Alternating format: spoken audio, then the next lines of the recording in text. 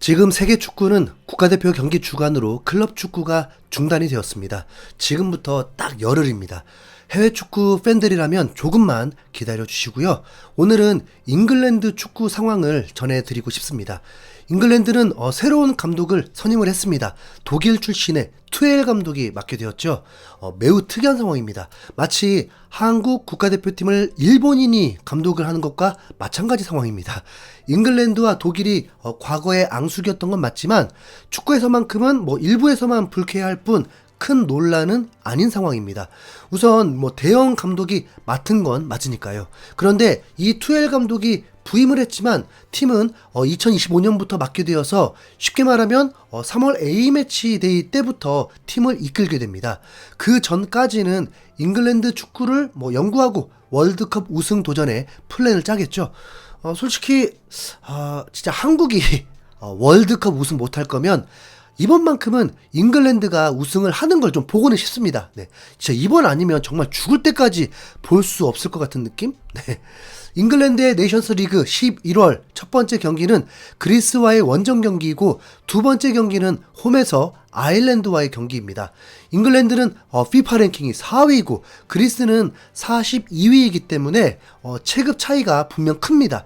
그런데도 잉글랜드가 살짝 불리하다고 느끼는 건 몇 가지 이유가 있습니다. 먼저 그리스와의 원정 경기 자체가 부담입니다. 왜냐하면 지난달에 홈에서 그리스를 상대로 패배를 해버리는 굴욕을 맛보게 되었습니다. 당시에 선수들은 엄청난 비난을 받았죠. 잉글랜드 선수들의 몸값은 2조가 넘습니다. 몸값으로는 단연 1위입니다. 한국 국가대표가 2천억이 좀 넘거든요. 한국의 10배입니다. 그런 호화로운 팀이 한국보다 랭킹이 낮은 그리스에게 패배를 했다니까요. 한국이 홈에서 이라크에게 패배해도 난리가 날 텐데, 네, 그쵸? 전술 없이도 이겨야 할 잉글랜드가 선제골을 내주고 경기 막판에 역전골을 헌납하면서 망했습니다. 이제 선수들은 제대로 복수를 하고 싶을 텐데 이번엔 원정에서 경기를 하게 되고 난관이 더 생겼습니다. 잉글랜드의 주전급 선수들이 대거 이탈을 한 것입니다. B클럽에 속한 선수들, 부카요 사카, 데클란 라이스, 알렉산더 아놀드, 필 포든, 콜 파머, 잭 글리시까지 네임밸류가 매우 높은 선수들이 다 이탈을 했습니다. 26명 중에 8명이 하차한 것으로 드러났습니다. 당연히 선수가 이탈을 한 것은 부상 때문일 수 있는데 지금 이 상황은 조금 묘합니다. 부상 때문이라기보다 몸 상태를 관리하기 위해서 의도적으로 대표팀에 하차한 상황이라고도 볼 수 있습니다.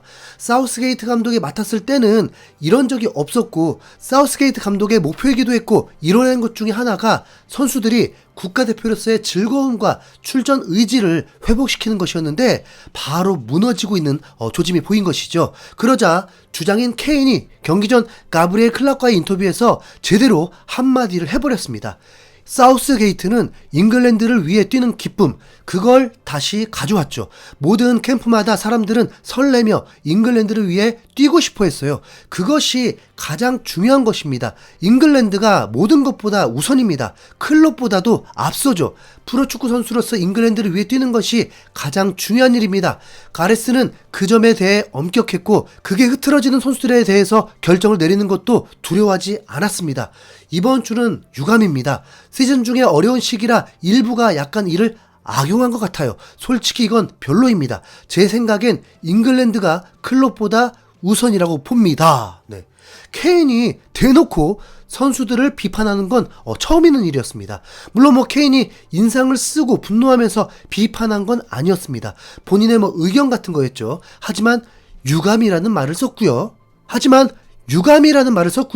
악용이라고 했습니다. 왜냐하면 케인도 지난달에 매우 힘겨웠고 지쳐 있었는데 팀에 합류를 했고 첫 번째 경기에서는 명단 제외로 쉬었습니다. 그 경기가 그리스에게 패했던 거고요. 그러니까 감독은 선수가 몸 상태가 안 좋으면 얼마든지 고려해서 라인업을 짜게 됩니다. 2주 동안의 기간이기 때문에 회복이 되고 난 후에 두 번째 경기에서 출전할 수도 있는 거고요. 그런데 주말 경기에서 출전을 해놓고 대표팀에는 오지 않았으니까 케인은 비판을 했던 것입니다. 그런데 그 비판의 대상이 사실 명확하지 않습니다. 아놀드는 실제로 주말 경기 중에 부상으로 이탈을 해버린 것이 맞고 그릴리시는 부상으로 맨시티 경기에 출전을 못하고 있었는데 대표팀 명단에 넣기도 했었죠. 사카도 주말 경기에서 70분쯤에 교체가 되었고 라이스는 발가락이 골절된 상태에서 첼시전 출전이 불가할 거라고 봤는데 무슨 정신력인지 풀타임을 소화했습니다. 그러니까 좀 애매하죠. 네. 이런 상황에서 케인이 다른 인터뷰를 통해서 논란을 만들었고 이제 그리스와의 경기 전 감독 인터뷰에서 카슬리 감독은 이 사태를 진화시켰습니다. 11월은 항상 부상으로 인해서 어려운 시기라고 했고 국가대표와 클럽 간의 갈등은 전혀 없다고 강조했습니다. BBC는 이 사태에 대해서 보도를 했는데 이번이 카슬리 체제의 마지막 경기라서 참여 의사가 낮았던 것인지 만약 이 경기가 투엘의 첫 번째 경기였다면 더 많은 선수가 모였을지 의문이 남는다고 했습니다. 그러면서 투엘의 부임이 왜 내년 1월인지가 의문점이 남는다고 했습니다. 1년 반이 아니라 1년 8개월을 해도 되고 어찌됐든 네이션스 리그도 중요하다면 그리스와의 경기에서 패배를 해버렸다 보니까 1위를 해야 8강 직행인데 2위를 하는 순간 플레이오프 2경기를 더 치러야 하는데 그리스와의 경기에서 비겨버린다면 플랜이 꼬이게 되는 상황이었습니다. 그래서 BBC마저도 강력 비판을 한 거죠. 선수들의 단합을 위해서라도 힘있는 감독의 영향력이 필요했다는 거죠. 손흥민이 잉글랜드에서 활약을 하면서 B클럽들의 주요 선수들의 상황을 알게 되고 찾게 되다 보니까 이젠 잉글랜드 국가대표팀에 대해서도 자연스럽게 알게 되네요. 우선 손흥민에게는 이 세계적 국가대항전 경기도 굉장히 중요합니다. 토트넘도 부상 선수 외에는 주전 선수들 모두 국가대표를 떠났거든요. 결국에 이 국가대표 선수들이 부상 없이 돌아오고 완전체가 되어야 맨시티 원정 경기에서 뭐라도 좀 해보지 않겠습니까? 네. 사르는 부상당한 상태로 교체되었는데 엔지 감독이 괜찮다라고 했더니 바로 세네갈 국가대표 합류했고요. 로메로 부상 완쾌도 아닌데 팀에서 가장 멀리 떠났습니다. 본래는 손흥민이 가장 먼 거리인데 이번에 한국은 중동에서 2경기를 모두 치르다 보니까 비행거리나 시차 모두 한국에서 경기할 때보다 수월해졌습니다. 거기다 손흥민이 쿠웨이트의 잔디 상태를 확인하고 매우 만족한다고 하다 보니까 좋은 경기 치르지 않을까 생각됩니다. 그리고 클루셉스키도 이스위치전에서 어깨에 큰 타격을 입으면서 진짜 대형 부상까지 염려했었는데 그래도 끝까지 경기를 뛰었거든요. 그런데 스웨덴 국가대표로도 또 날아갔고 스웨덴에서도 클루셉은 모든 경기를 풀타임급으로 뛰다 보니까 아무리 체력이 좋다고 하지만 한순간에 이탈할까봐 진짜 정말 걱정되는 선수입니다. 이 친구는 희한하게 토트넘 오고 난 후에 별다른 부상을 당한 기억이 없습니다. 입스위치전과 갈라타사라이전에서 어깨를 부여잡는 위험 상황을 겪었다 보니까 진짜 굉장히 신경이 쓰입니다. 그리고 이 와중에 청천벽력 같은 소식까지 전해졌는데 벤탄쿠르의 그 인종차별 그 발언이 기소가 되면서 곧 징계가 발표가 될 거라고 합니다. 벤탄쿠르의 대처와 손흥민이 용서가 있었다고 해도 징계는 똑같이 이루어지나 본데 생각보다 심각합니다.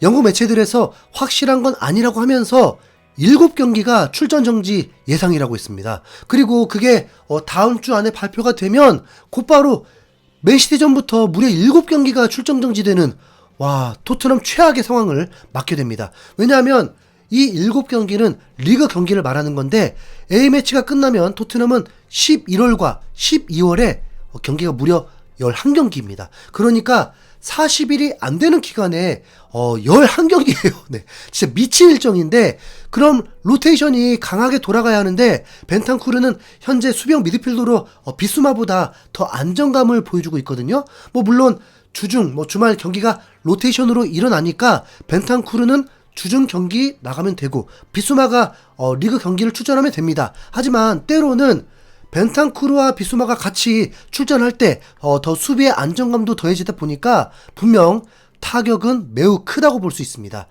지금 여러모로 리그는 그냥 포기하고 유로파 리그 우승해서 그냥 챔스 나가고 손흥민은 떠나는 게 가장 좋은 그림으로 보이네요. 네. 벤탄쿠르 징계 타이밍이 지금 정말 매우 좋지 않습니다. 여기서 비수마가 국가대표로 부상당해서 돌아오면 정말 진짜 최악이 되겠죠. 말리는 비수마를 계속 공격수로 쓰던데 제발 토트넘 선수들 부상 없이 돌아오길. 아, 이거 진짜 무슨 전쟁터에 보낸 것도 아니고 진짜 불안합니다. 아무튼 손흥민 파이팅. 이상 흰수염고래였습니다. 감사합니다.